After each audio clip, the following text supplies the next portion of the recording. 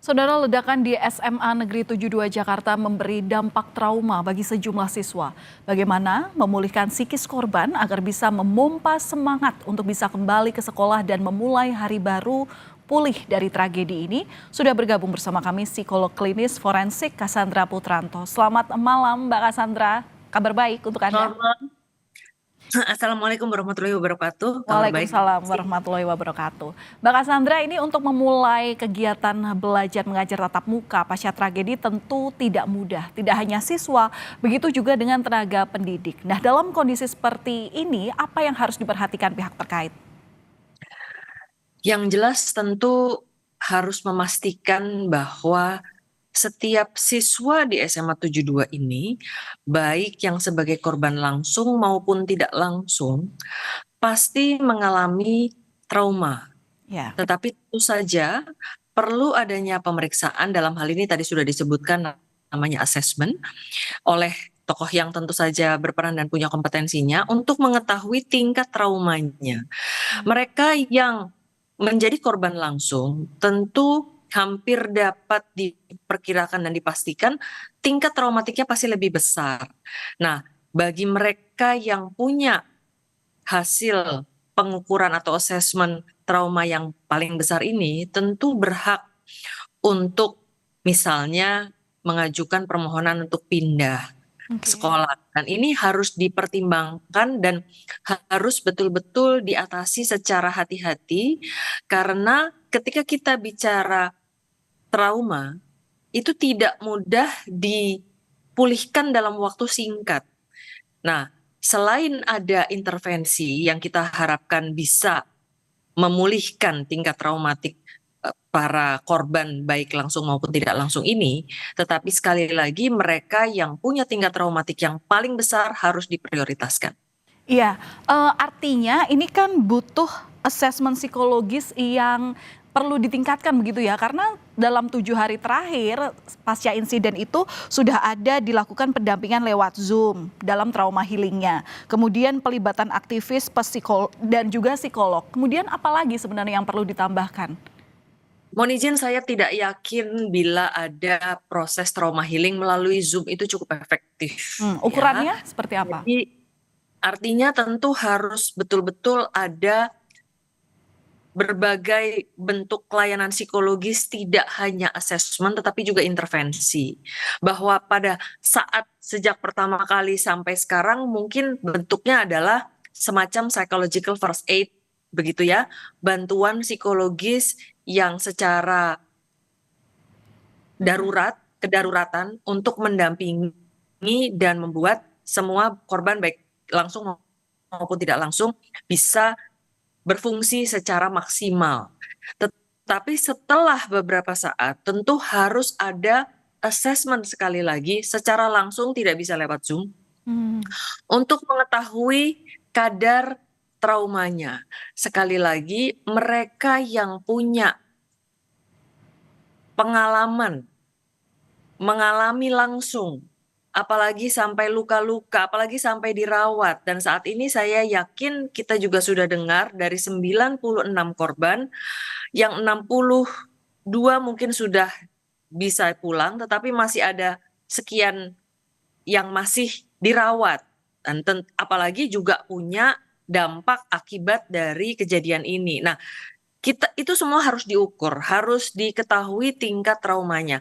Mereka yang punya tingkat trauma yang paling tinggi harus diprioritaskan untuk bisa dipindah sekolah. Karena apa? Karena trauma yang dialami itu sangat sulit untuk bisa diatasi dalam waktu singkat, apalagi intervensinya hanya melalui Zoom. Tentu harus diberikan intervensi yang lebih banyak, lebih tepat, dan tentu saja sesuai dengan kebutuhan. Iya, Dalam hal ini, intervensi yang dari seperti apa Mbak Cassandra? Karena kan ini juga sebagai apa ya, upaya untuk orang tua dan pihak sekolah bisa menilai kesiapan anak itu secara psikis. Intervensi yang seperti apa? Baik, seperti yang tadi saya sebutkan di awal kemarin dari tanggal 7 sampai sekarang, kebetulan pasti yang disampaikan adalah lebih kepada psychological first aid ya, karena lebih kepada Penanganan pendampingan. psikologi pertama gitu ya istilahnya, trauma Betul, healing. Oke. betul, betul. Belum sampai ke trauma healing, belum sampai Oh, ke trauma healing. Belum, pasti belum. Itu nggak mungkin kalau sampai ke trauma healing langsung. Nah, lalu kemudian harus ada asesmennya. Nah, sampai saat ini saya belum tahu. Setahu saya sudah turun dari Biro Psikologi Polda Metro Jaya, lalu juga mungkin dari teman-teman Himpunan Psikologi Indonesia. Tetapi kembali lagi semua itu harus kumpulkan data-datanya sampai di mana proses pendampingan itu dan apakah sudah dilakukan asesmen per anak ya. Tetapi yang jelas mereka yang memiliki pengalaman langsung sampai luka-luka pasti bentuk traumanya lebih besar. ya. Apalagi sampai saat ini mereka mungkin masih dirawat dan belum sempat untuk mendapatkan bantuan psikologis karena Ya. masih fokus di pemulihan fisiknya terlebih dahulu. Iya Mbak Cassandra, kita tidak bisa memungkiri dengan adanya kejadian kemarin, otomatis nantinya ketika kegiatan belajar mengajar tatap muka ini dilakukan, bisa dibilang akan berbeda, tidak akan seperti dulu. Nah, apalagi secara medis disebut ada korban yang terdampak gangguan pendengaran. Nah, untuk pembelajaran tatap muka ini setelah dengan asesmen psikologi yang kemudian dilakukan, termasuk juga dengan analisa Anda, model pembelajaran seperti apa yang nantinya cocok atau baik digunakan kepada murid, terutama mereka yang menjadi korban begitu, yang cocok pasca insiden ini? Yang jelas tentu harus ada bantuan sesuai kebutuhan. Jadi apabila misalnya memang ada masalah pendengaran, ya tentu harus ada bantuan dan dukungan terkait kondisi ini. Nah, Oke. tetapi kan kembali lagi ada masalah-masalah lain ya, misalnya ada luka-luka yang lain, kemudian mungkin juga ada yang pada mata atau mungkin pada rasa takut sendiri yang akhirnya bisa panik, cemas, dan lain sebagainya. Nah, semua itu betul-betul sangat tergantung kepada hasil asesmen. Dan untuk mengetahui setiap anak punya kebutuhan yang berbeda-beda, dan itu yang Ya. harus diterima.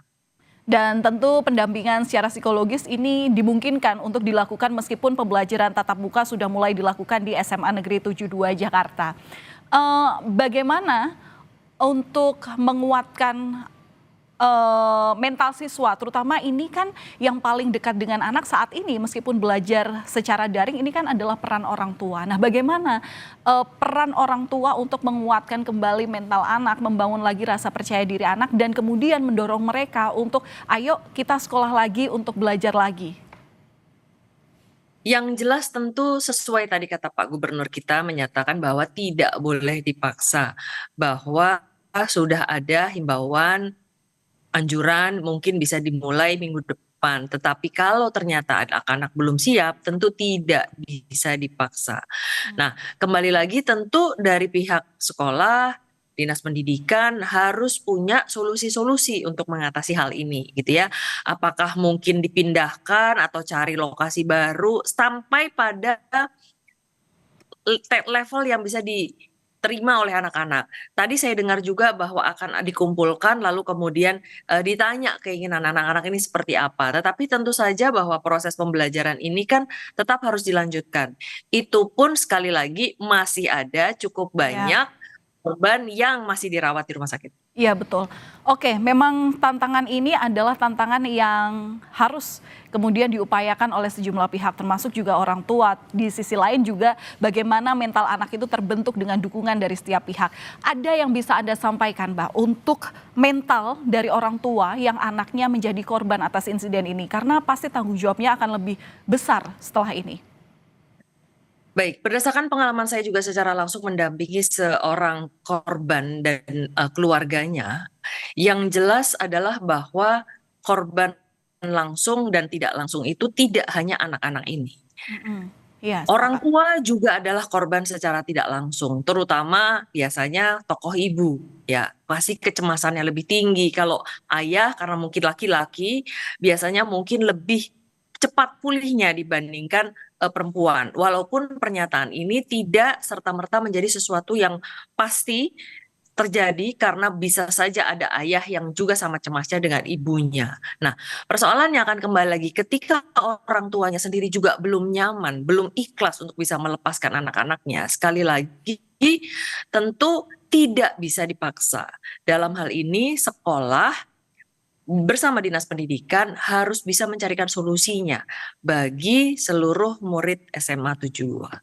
Murid SMA 72 dan juga orang tua memiliki peran penting dan juga rasa trauma yang sama. Inilah yang kita nantikan bagaimana peran dari sejumlah pihak, baik itu sekolah ataupun lembaga pemerintah pusat turut andil dalam insiden ini. Terima kasih sudah berbagi analisa bersama kami di Kompas TV, Kompas Malam, psikolog forensik Cassandra Putranto. Salam sehat selalu, Mbak Cassandra. Terima kasih, salam sehat selalu.